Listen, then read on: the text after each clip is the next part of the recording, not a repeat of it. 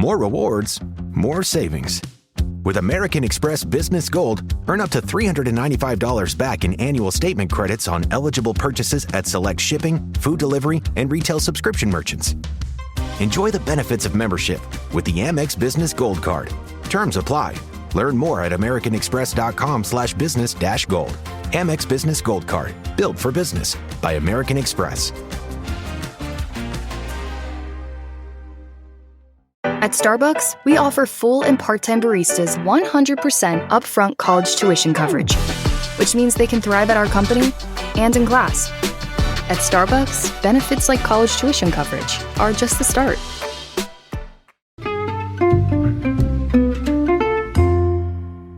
Hi, everybody, and welcome to this video podcast treat, this episode of the Dr. Psych Mom Show. I have two wonderful guests, which I've been trying to do more on this season of the Dr. Psych Mom Show. And these two lovely ladies are at my practice, and this is, well, I don't know how it's going to show, but down below here, I have Kat Roebuck, who is a coach, a relationship coach and a life coach at Best Life Behavioral Health. And over here, we have Paula Pate, who is a therapist and a coach at Best Life Behavioral Health, which is my group practice for anybody that misses me talking about it constantly. And today we are going to talk to them. So first, I'll just let them introduce themselves a little bit. And talk about just like who they see at my practice most. So Kat, who do you mostly see at Best Life? So I work with couples and individuals. I'd say more of my individuals are men. I do work with women as well. And I work well with people that are verbal processors, that are very analytical, that want to understand why things are the way they are. Like I deal well with a lot of questions. And I also work well with neurodivergent clients. Cool. And you're a CPC, right? That's Certified Professional Coach? Yeah. Okay, great. And Paula, what about you? Who do you work with? I also work with couples and individuals. I do work with a lot of couples, and I love working with couples. I think that's, when you work with couples, the therapy or the coaching can really happen in real time in the session versus working with someone and then they try to go take it and apply it to their own relationships, which can work and is effective. But I just love I always say the more people in the room, the better, so to speak. I am a licensed clinical marriage and family therapist and also work as a coach for you, which I have loved doing. Anything else? Is that good? No, yeah. That's great. That's great. And you also have kind of a direct style. Do you work equally with like men and women or? Say that again. I'm sorry. Right? You work equally with men and women? Absolutely. I have found, let me think about this. I do actually. I do work equally with men and women. I was trying to think about, like Kat said, she ends up working with a lot of men, but I'm trying to think about my clientele, and I think it is about 50-50 of the individuals. Yeah. Yeah, I would think so. Okay, so I really got you guys on here because I know you do this cool approach with David Schnark and the Crucible and all this stuff, like your own thing, which not like you invented it, but like a thing that I don't do, right? And so I was trying at a networking event to talk about it, and I was just sounding all sorts of foolish. And so I figured it would be great to ask you guys about that, because I know that it's an approach that you've both been trained in, and that's actually is that how you met? Yeah. Uh-huh.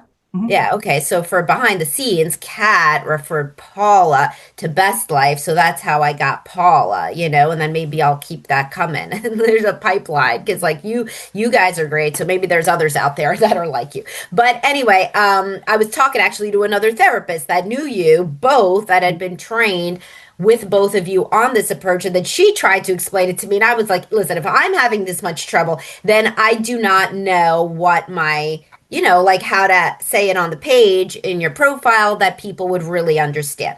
So Whoever, you could just shoot for it. You know, people do that anymore, shoot. But Mhm. you could just tell me like what is the main point of like the crucible approach? Kat, why don't you start? And then I'll ask Paula after. Okay. So it's like the name crucible is a metaphor from metalworking of like a heat-proof container that could heat up metal, burn off impurities, and then you can form the metal into something else. So it's talking about transformation. And it's saying the container in this metaphor is the marriage or the committed relationship. The pressure and challenge that's kind of inherent to loving someone for a long time, being really committed to them, having them see you up close, pressures your personal growth, and that's just a normal part of being in a marriage. And so everyone's going to hit difficulty at some point if they stay together long enough. Okay, that's interesting. And so so how does that manifest when you're like talking to people using that metaphor? Like how does that operationally help with the perspective on the marital struggles? I don't actually use the metaphor that much. Do you, You Paula? don't use it. No, no, Yeah, no, I don't either. Nobody uses the metaphor, but I like the metaphor. it It is is a a good good metaphor, metaphor. but it Because doesn't come otherwise up. it sounds like it sounds religious. That's the main problem with this whole thing. Have you not, Oh, maybe you're like in the zone too much so you don't hear it, but crucible sounds like crucify. And then Interesting. multiple people have said to me, is this a Christian counseling approach? oh, And I have to really? say, no. And then I'm like, I don't think so. I'm Not like, at no, all. they would have That's mentioned interesting. I've that. never heard that. That's Yeah. interesting. Because you must be with the people that like don't, like you're so in it. But from the outside person hearing it, they think maybe it has to do with the cross, like I mean, Yeah. and so No. no, so you don't use the metaphor. So how do you kind of approach it? How do you talk to people like about this idea, and how does it differ from just kind of like the Gottman approach or what have you? The way I talk about it to clients is I will share that it's a differentiation based approach. And a lot of times I think people, when they hear the idea of differentiation, they think about it as separation from. And with regards to this work, differentiation really means the ability to grow oneself, hold on to oneself while staying in connection with another person. That's the whole part of it. It is not giving full self away, but it is also not cutting others off. We have to be able to hold on to ourselves emotionally and psychologically while also being in contact with and committed to important others. It is not an anxiety reduction approach, but an anxiety tolerance approach, meaning that a lot of times we think if we bump into anxiety in whatever way that looks in our lives, we think something's going wrong, and we want to minimize that. Mhm. This approach takes the idea that that's not an option. Life is going to hand us anxiety whether we want it to or not. We don't get to escape that. And once we sort of whack-a-mole this anxiety down, something else will pop up for us. So it's not trying to reduce anxiety in our lives, it's increasing our capacity to tolerate it, which will make it feel like there's less anxiety in our life, but we've just grown ourselves larger, so to speak. So there's like exposure in that, really, because I come from Yeah. obviously a behavioral exposure for anxiety, and the more that you put yourself in a situation, increasingly you're going to be able to tolerate it, and your frustration tolerance will increase. So is that Mhm. correct? Mhm. And men I, would, do you think like because I could see obviously women have higher rates of anxiety, and within couples work, I see that women present more anxious, more like maybe not wanting sometimes to engage sexually or to engage in ways that are destabilizing, that don't feel safe. Mhm. So this approach, do you see Mhm. it like who works best with this approach? Like what kind of personality types, genders, Mhm. issues? What do you think, Kat? So it's pretty intense, or it can be, and especially with couples. And I love working with couples with this approach, but it really, you have to have some willingness to like go into intensity for it. I think the type of anxiety we're talking about here is just sort of the openness of reality, just realizing that you can't control other people. And so that affects everybody. That it's just putting you in close contact with reality that your partner always gets a choice.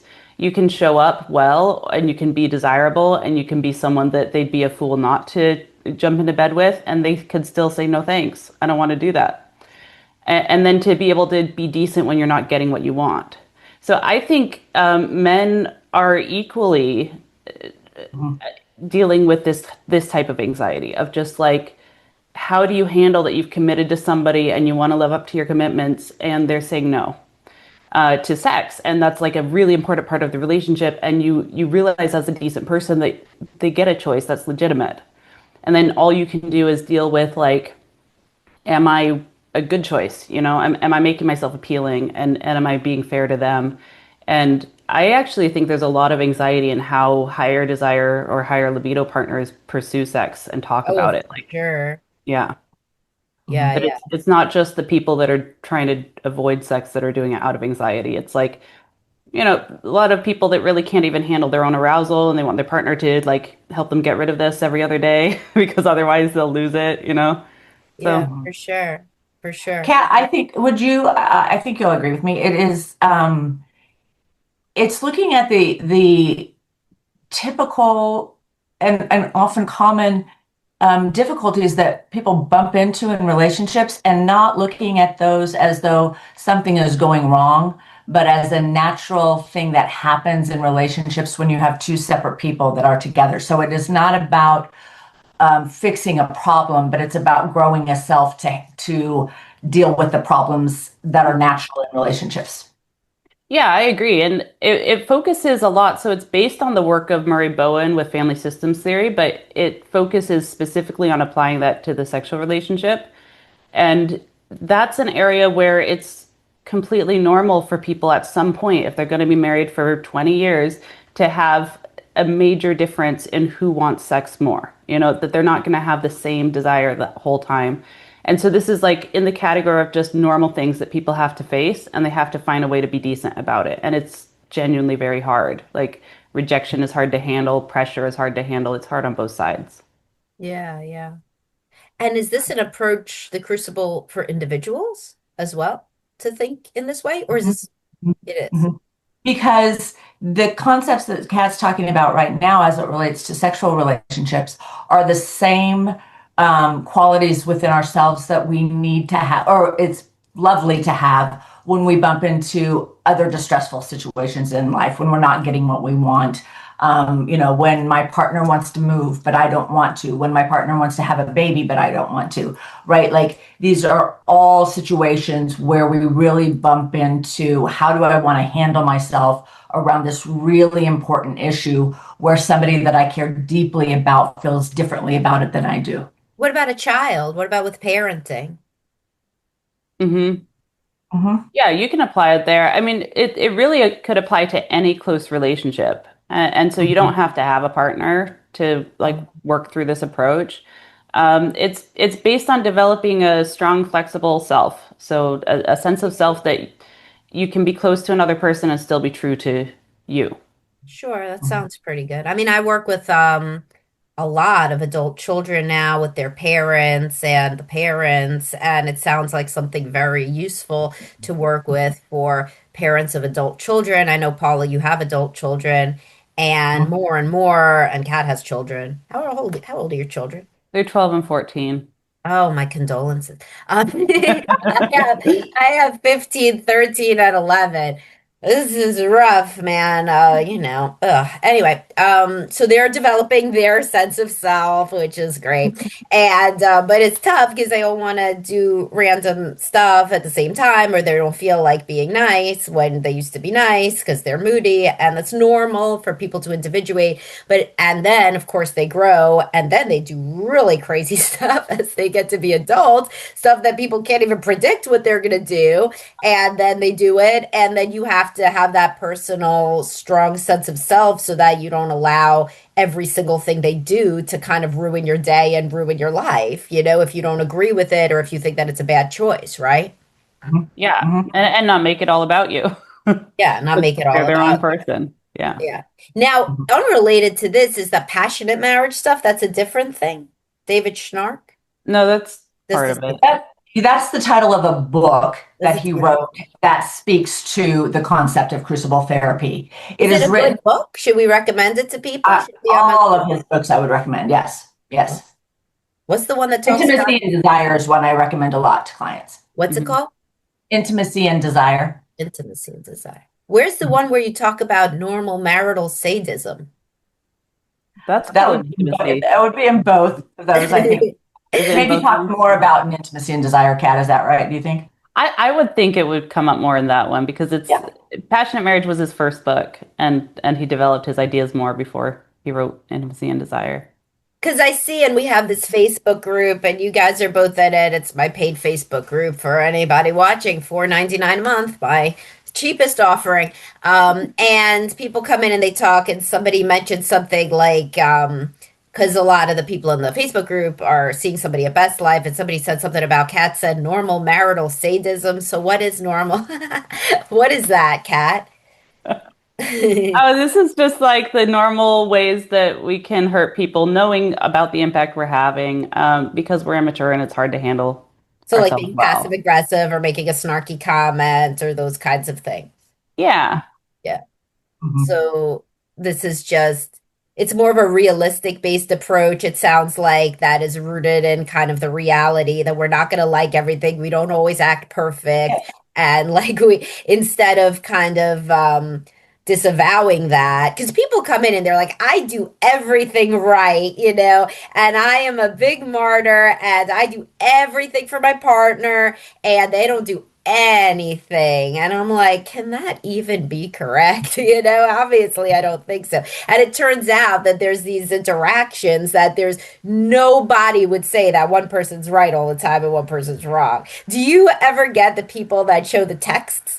Like the couples where they're like reading through their texts in the session. Have you seen that yet? That is really eye-opening. I mean, to see the text and each of them truly believes that when I read the text and it's with permission, they're both showing it to me. They both think when I read it, I'm gonna be like, you were right, and I'm like, this was a terrible interaction. This was deeply bad on both sides. It's hard. It's hard to make. How do you grapple with, I mean, this is away from the Schnark stuff, but just in general, when you're working with couples, how do you grapple with this idea that one of them, at least one of them in my experience, feels like frequently that they are not being heard, or that I am going to like the other one more, or that I said something in one session that one person was on one person's side. That is a stressful part of couples counseling. And usually, I mean, it resolves, of course, but do you guys handle that as well? I mean, how do you think of that? Good night, itchy eyes. Good night, sudden sneeze. Good night to your symptoms of allergies. Xyzal is the allergy medicine you take before bed. It provides powerful relief while you rest your head. Not just all night, but all the next day. Xyzal keeps working, keeping allergies at bay. And without those annoying symptoms disturbing your rest, you can wake up the next morning feeling your absolute best. Remember, be wise all. Take Xyzal. At night.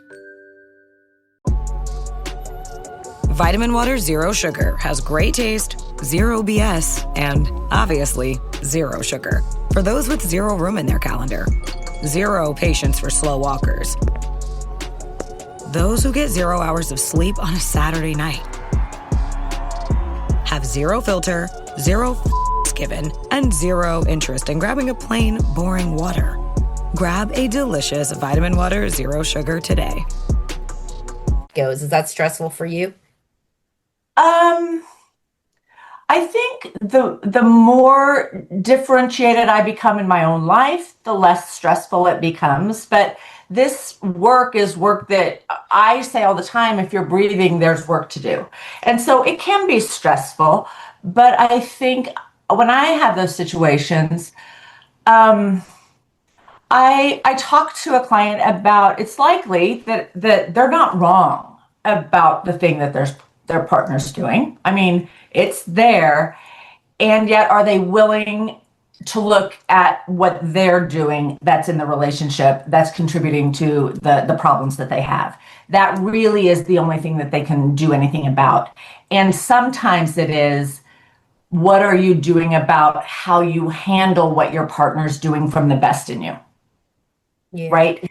Even if my partner's being unkind or snarky to me, my responsibility to myself and to the relationship is to speak to that with the awareness that I love this person that I'm speaking to who's treating me unkind. And I have to work to hold that while I'm dealing with the problem. And that's really, really hard to do.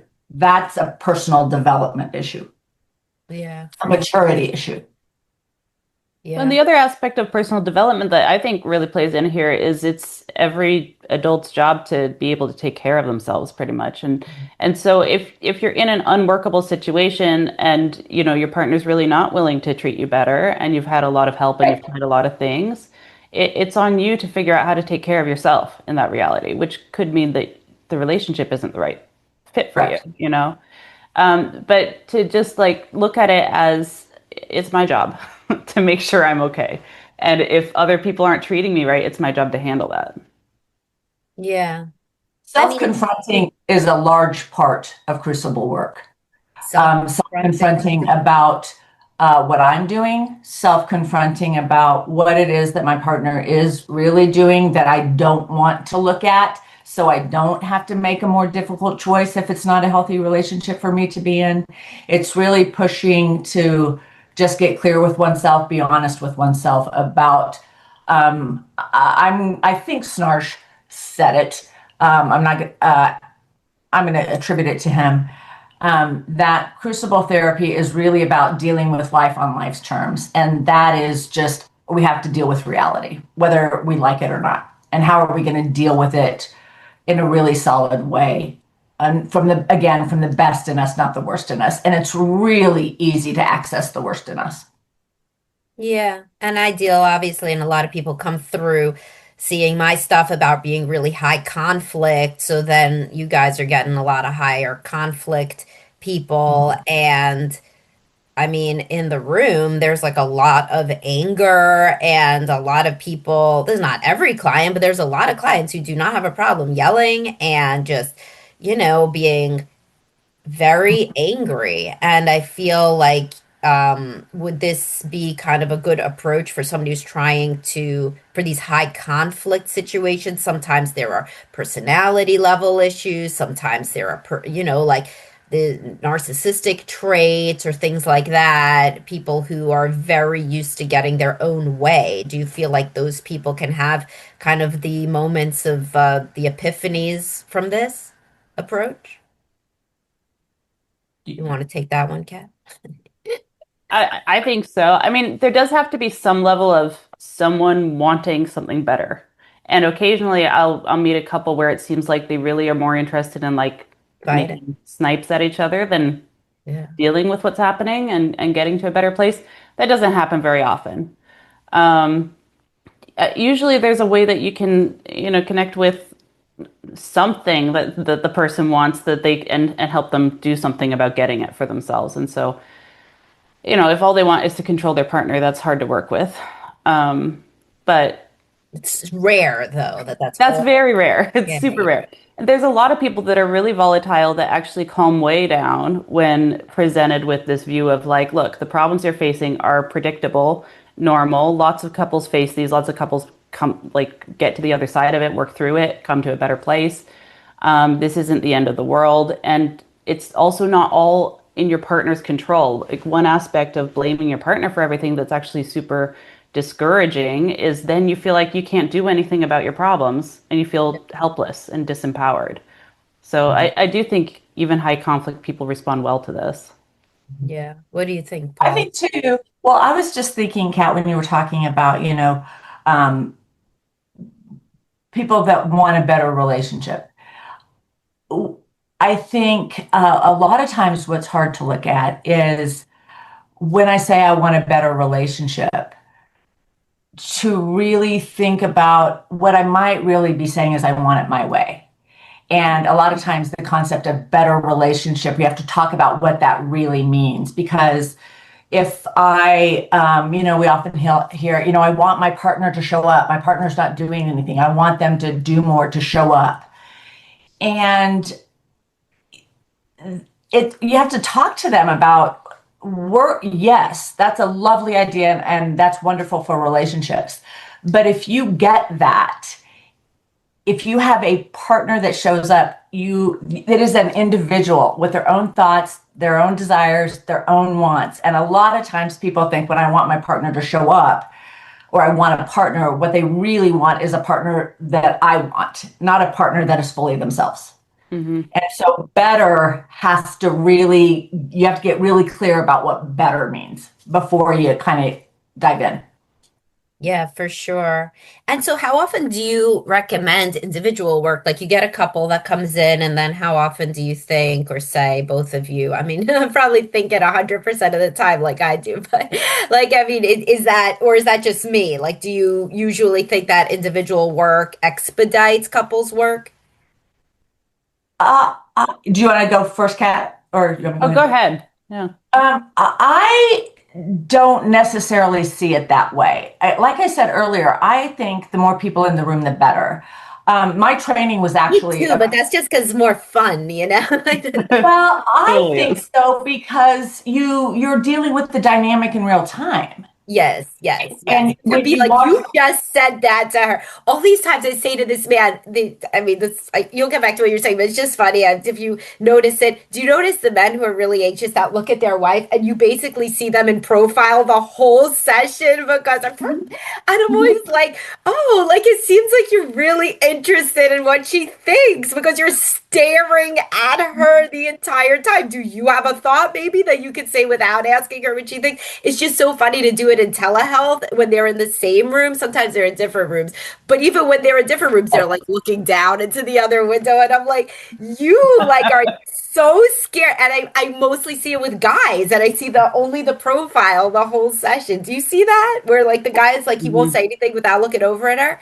I think it's hilarious to like bring that up and be like, how does that manifest outside of this? You're probably scared to say anything, and not just because she's a monster, but because of the interplay, But that is a funny one that is so good to see in session.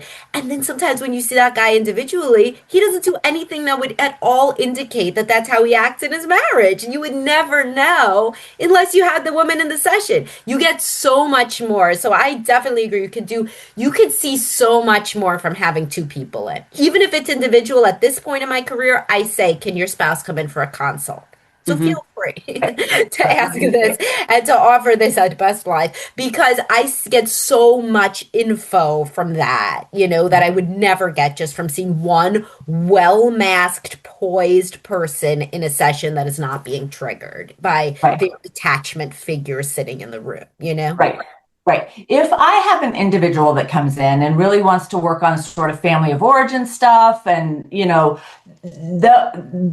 those times it's not as critical, I don't think. But if I have a client that comes in individually and says, I'm really in distress over my relationship with my spouse or my partner, and they are willing, I from the beginning say it's going to get much more traction. It'll be much more efficient if they'll join you in this.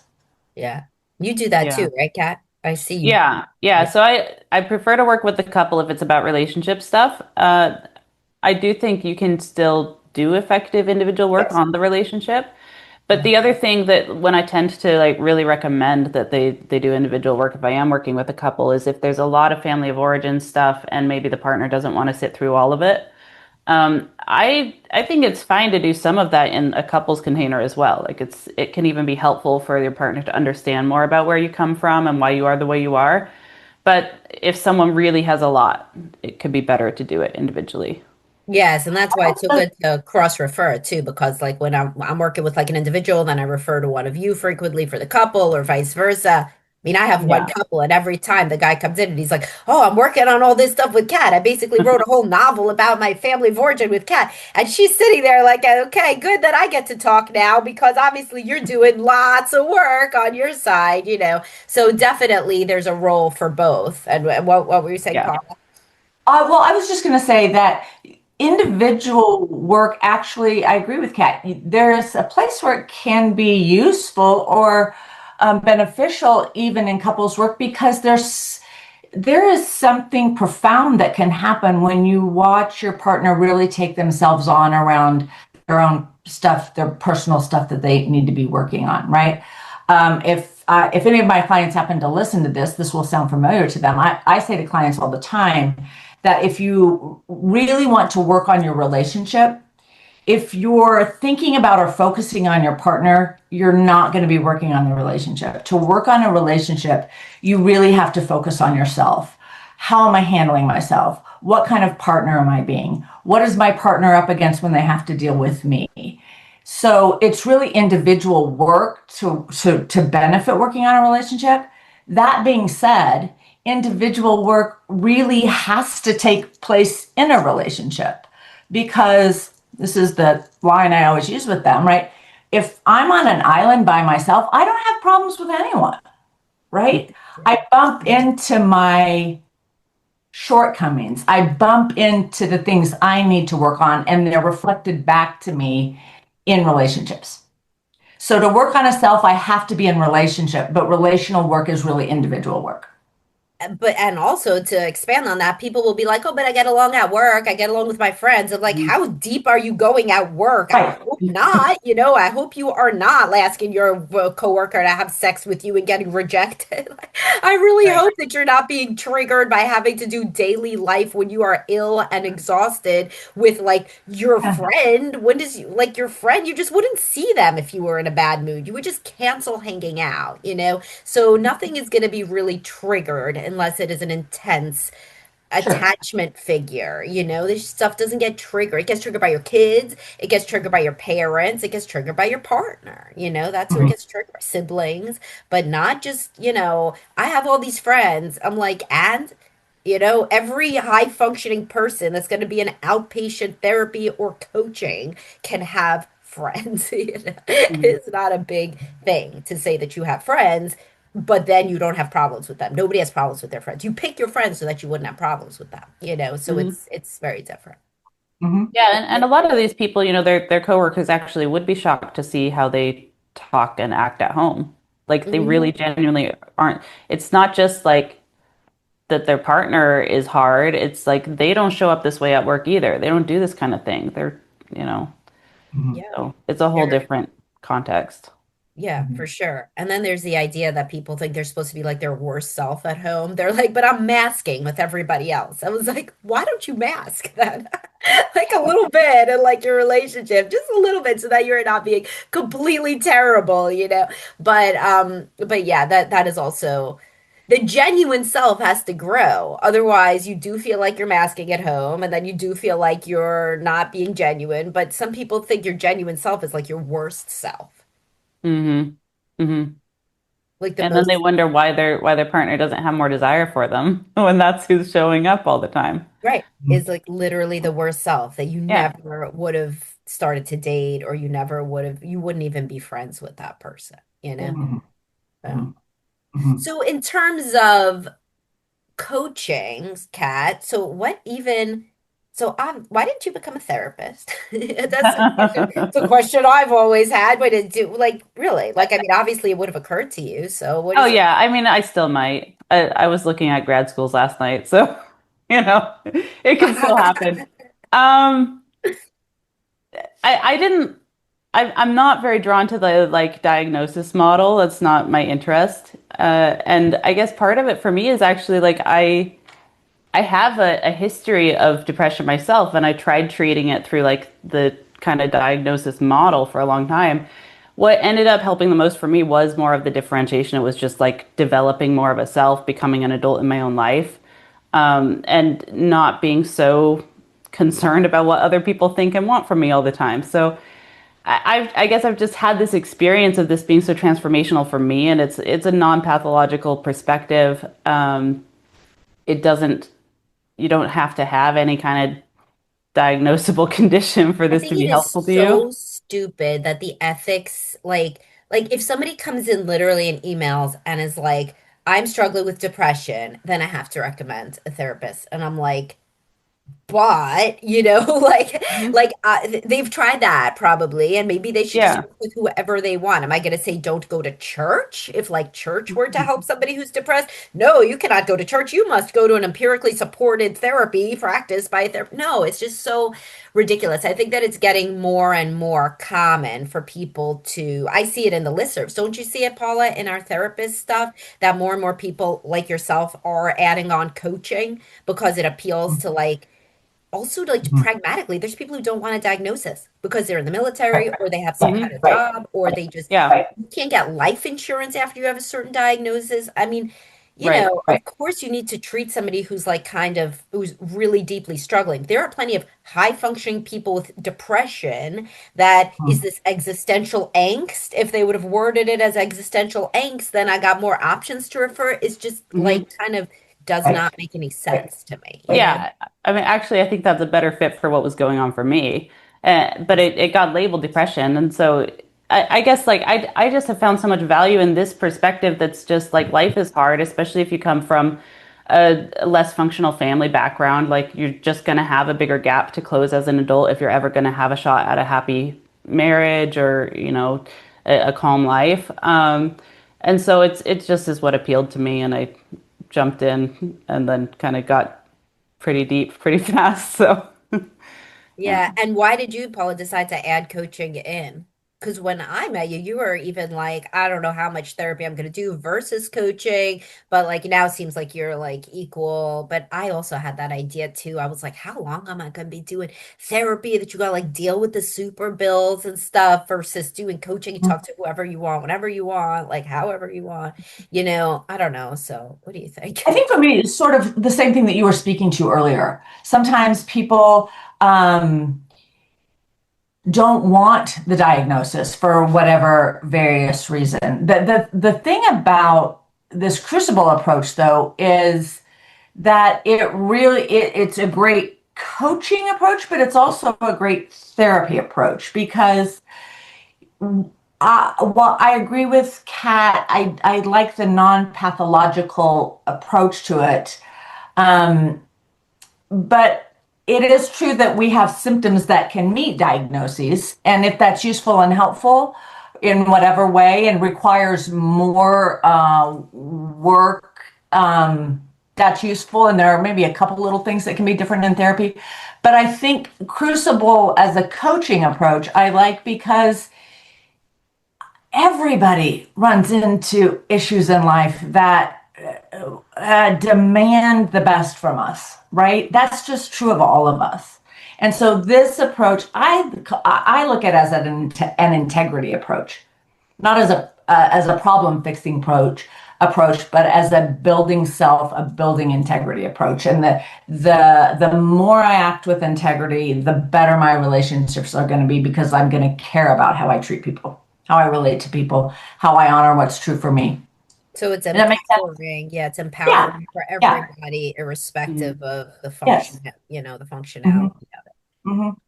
But Yeah. one of the key things I see as like a criteria for being coachable is that you have to be able to regulate yourself to some degree emotionally. Like if you're gonna really fall apart and not be able to do your daily job because of something that came up in a session, like you probably need to be in therapy at that point. It's not a good 100%. fit.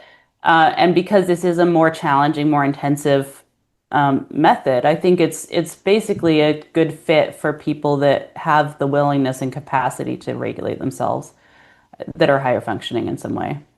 Yeah. We get a lot of like super successful people too that are like heading up organizations and things like that. And then when they learn more about themselves, they're able, this kind of stuff goes down, like they're able to teach it to other people. I mean, Hmm. everybody kind of instinctively teaches what they learn in therapy or coaching to their kids. Like I've seen that happen a lot. That's why I always say if your child Yeah, is anxious, get your anxious self into therapy. Stop, for Absolutely. sure. like Absolutely. you are, this is rolling down from you. But Yeah. I've seen people, even with organizations, they do better managing and they do better with things that happen at work. That's why I think Esther Perel, by the way, moved over to business. I think also Mm. she went through mental Uh-huh. illness. And so she stopped caring about the sex stuff all the time. And then she went over and she tried to, make a bigger impact. She does business consulting now, which I think is so Hmm. interesting. and these skills, it seems like the Crucible stuff would really be good for people who get really kind of bring their ego into the job and they can't see themselves clearly as a manager or as a CEO or anything, correct? Hmm. Or they're just trying to get clear on what their values are and some kind of dilemma in their work, and try to figure out how to act from integrity. Mhm. Yeah, yeah. Yeah, That comes up. I agree with you in that, like Kat was saying earlier, Schnarch's work really comes out of Bowen family systems theory. He's got 8 concepts, Bowen family systems theory, and Schnarch really focuses on the differentiation of self-peace and developing that. But the Bowen work is often applied. There are books about how they take that work and apply it to businesses as well. Uh-huh. Yeah, yeah, yeah. I think that's pretty interesting because especially when people they're an entrepreneur and they head up their organization, then it's really all based on their personality. And if there's something wrong with their personality, that's certainly going to affect like everybody in their path. Hmm. Hmm. You know, Yeah, it's yeah. not so cut and dry between things that happen at work, things that happen at parenting, things that happen with the relationship, things that happen in bed. This is like all coming from the same kind of things, the same Mhm. underlying themes. Yeah. Mhm. As far as like, you're talking about the clients that can get really dysregulated and just people in general, how that can be a big problem.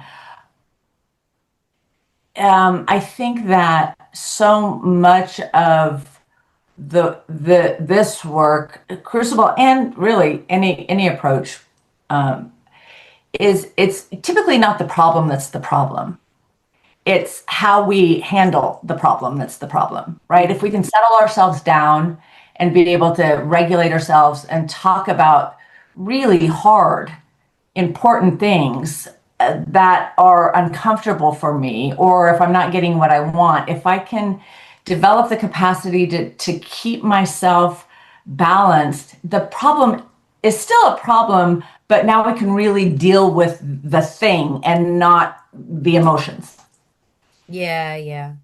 I mean, when people come in and they talk about the sex life, I mean, obviously sex life is important, but I also have a podcast, Sex is Not About Sex, because sex Hmm. is not Right, about sex. Because right. almost all of those people, I'm like, well, what if your partner had cancer? And they're like, oh, well, then I wouldn't care. And I'm like, well, I mean, so it isn't like, there's just one way to think about this. What if your partner was traveling? What if your partner was deployed? What if your kid got sick? All of these things, people obviously have the capacity to understand that there is a world in which they would not care so much about certain things, but they just cannot imagine that being like a mentality that they could just purposefully, you know, Mhm, push into their head when they need it. But that's kind of the work is figuring out like when can you just choose how you're going to respond no matter what the situation is. mhm. Yeah. Sure, because if somebody brings in a problem of, I don't know, any typical problem that couples have, but the way they're handling it is high level conflict or, disengaging or cutting off or, you know, commandeering or whatever. Even if I sit with them and we find a solution to whatever that problem is, they have the same problem the next time they have a problem Yeah. because they haven't learned to manage themselves well. Yes. Yes. Sometimes we got to go through like 10 sessions where we're just shooting down the problems before, like, experientially, I'm like, do you see what's happening? Because Hmm. sometimes if you just come in and you're like, okay, like the pattern is here, and, people aren't ready to hear it. They aren't ready to hear it until they see it pop up in like everything. And then you're like, what about the parenting problem? What about the in-laws? What about the finances? All you talk the same about everything. So maybe we could talk about that finally. Do you see the reluctance to go back into family of origin in the among I think particularly guys, like avoidant men, particular avoidant women are not easy with it either, but especially avoidant men, they're like, that was then, this is now. That could not possibly impact me. No, I was 8 years old. Doesn't matter. My mother literally died when I was 8 years old. No, no, I was a child. Do you see that as well? Yeah, definitely. Yeah, Mhm. the my childhood was fine line, Yeah, my let's childhood was not talk fine. about it. The classic avoidant my childhood was Yeah. fine. Yeah, Yeah. I always say Mhm. that. As soon as they say my child, no, I can even tell it on the forums now. Now it's like, as because I have a thing that says, did you experience any um uh, abuse, or what about, no, it's the line, what are the psychiatric problems of your family, of your Right. parents and siblings? Mm. And then whenever they say N/A, I'm like, avoidant, avoidant, avoidant. I'll even bring it up. I'll bring it up like in the session. I'll be like, nobody in your whole family, that's so lucky. Not one of them had a problem. I mean, it's just not possible. But when people just are not used to thinking like that, then they say that was then, this is now.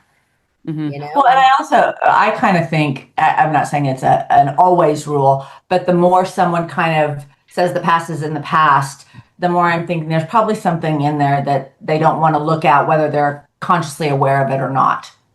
Right. 100%. Yeah.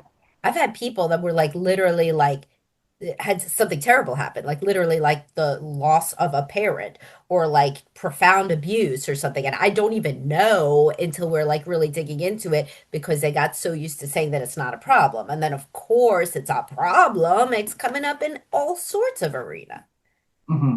Hmm. So Hmm. yeah, I mean, I'm definitely big into the idea of trying to dig in and figuring out like what happened to you and how does it impact you later on.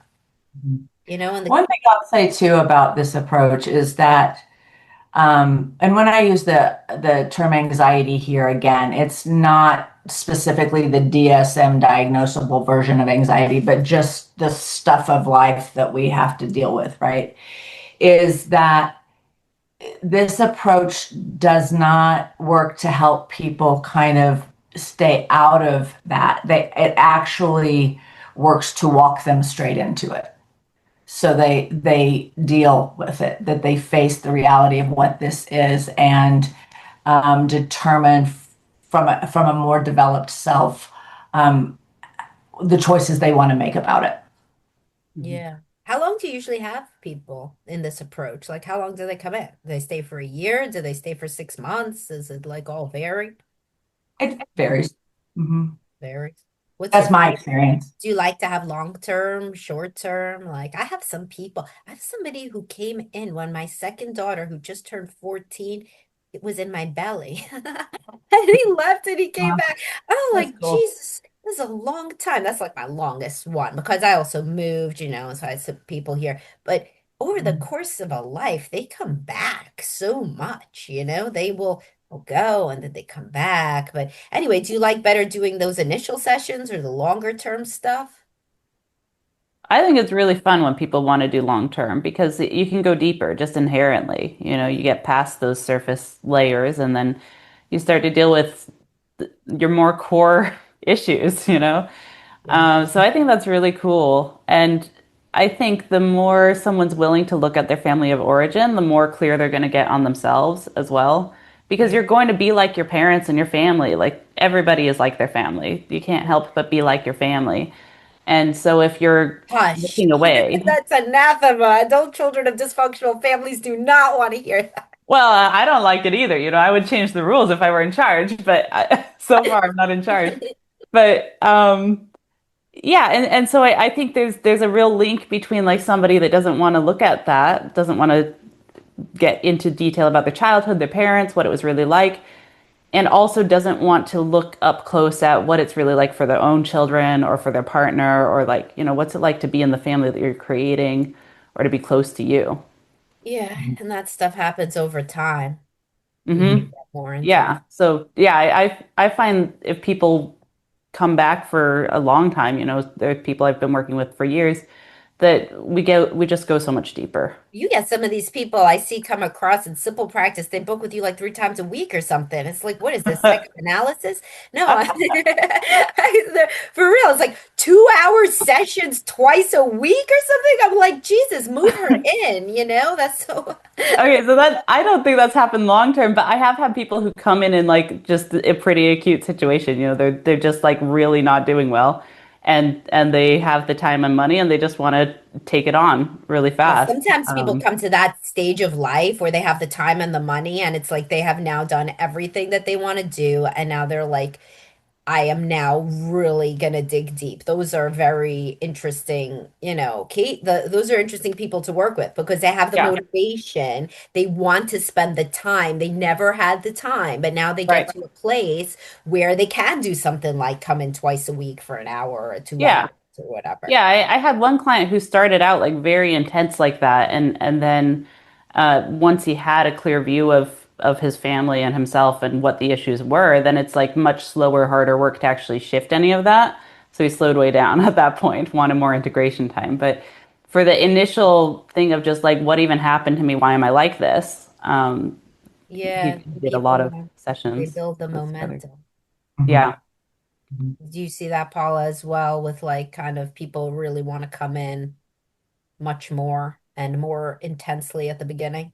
I mean, I never seen anything like what she does, but I've not had anything like what you just said. The cat had 2 hours twice a week. No, I haven't had that, but yeah, I do. And I do think there is something about this approach that speaks to that. There's something really appealing about really growing oneself and pushing. diving in, dive like that Yeah, intensive. dive right in. Yeah, I think too. Like the long term, I do like working with clients long term, and like Kat was saying, digging in deeper. I think sometimes you have to be careful because it is just kind of, I think, a natural thing that it can become comfortable for clients. And as a coach or therapist, you want to pay attention to not sort of sitting in that comfort with clients and really pushing them like, okay, what more do we want to work on? Because it's Yeah, not ethical for me to just kind of sit yeah, here just with shoot you the and they don't shit. want to give it up, but they don't really want to go further. So you have to navigate that sometimes too.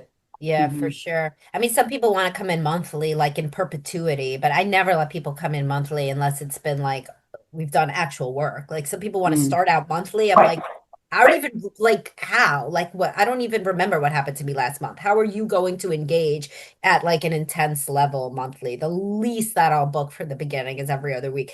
Ideally, it would be weekly and then it would go down and down and down or not. Like some people want to come in. But eventually, if it's like a few years, I'm like, nah, I'm not gonna see you every week. What are we talking about every week? You got better stuff to do than talk to me every week for like 3 years.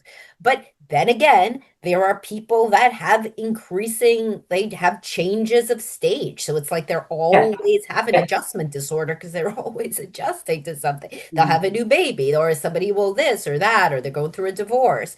So I guess it's very individual, but it is good. That's the thing with coaching too, is that you could just say, all right, fine, come on in because I don't have to give you any CPT code and we talk and talk and talk, and then for some people that's like a really big deal. It's so interesting that again that Mhm. we're like prescribed that like the 45-minute session once a week. Like meanwhile, like would you tell somebody only talk to your pastor once a week? Like you can't talk to them more than no. Like if somebody wanted to have some or like go on like a hike or a transformative experience or a retreat or the gym or like anything like it just sucks where you're supposed to like only be able to bill or some people are trying to reimburse through insurance and then Right. they're only going to get reimbursed for like 45 minutes once a week. Meanwhile, it would be so much better to come in more and then later come in less and have this flexibility, but that's the entire system is just messed up. Yeah, I think the coaching model Yep. is more similar to like a personal trainer, where if you've got ambitious goals, you want to work fast, like there's no reason you couldn't see a personal trainer more than once a week. Yeah. If you're not using the time for anything, then that's a different thing. But Right. if that's happening, I'll directly ask. I'll be like, well, do you want me to push you more? Because I could suggest a topic here if it seems like someone's just there to chat. Yeah. Yeah, yeah, for sure. Mhm. But Well, I agree with you as far as when I first begin working with clients, if they can do weekly, I think that's fantastic. Sometimes that just doesn't work for scheduling or finances, right? And so they'll do every other week. I don't like to begin and typically won't begin with clients at a rate less than every 2 weeks, every 3 weeks, once a month. It's not effective. I think when you really kind of sort of hit it hard up front and clients are learning what the issues are, how to address them. And as time goes by and they kind of get more solid within themselves, they're better able to apply it in their own lives and they need less support in that. yeah, yeah. The momentum at first, I think, is a big Right. change. you know, like to be getting that initial intense burst, the infusion, you know, and then they're able to kind of operationalize that and take that into their life.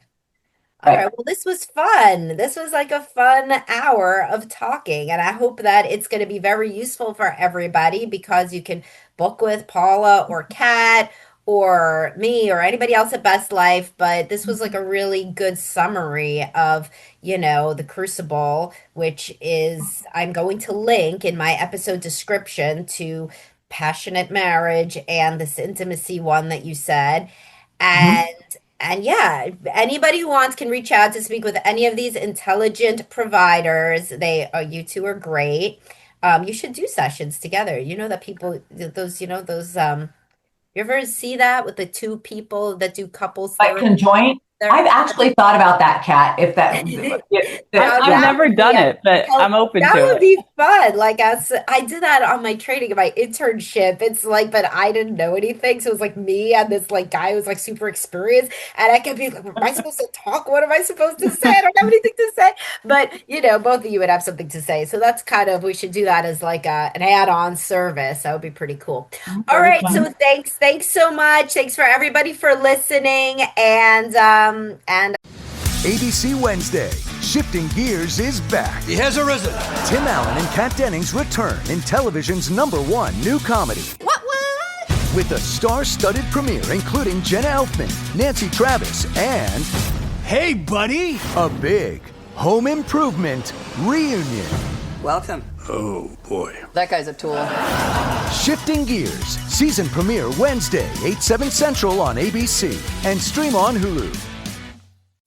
Did you know we can use climate data to predict when and where infectious disease outbreaks will happen? This is just one of the many things we'll be learning about in Season 3 of When Science Finds a Way.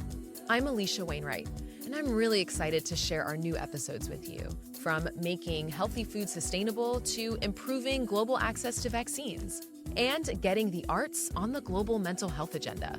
Listen to Season 3 wherever you get your podcasts. I will talk to everybody soon.